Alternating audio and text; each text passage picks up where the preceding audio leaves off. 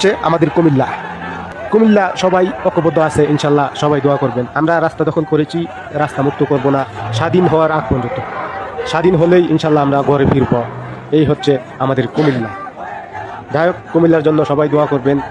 আশা করি সবাই সাপোর্ট করবেন। যারা মাঠে নামতে পারেন নাই, অনলাইনে সাপোর্ট করবেন। তাই সবার সাপোর্ট ও সবার দোয়া প্রয়োজন।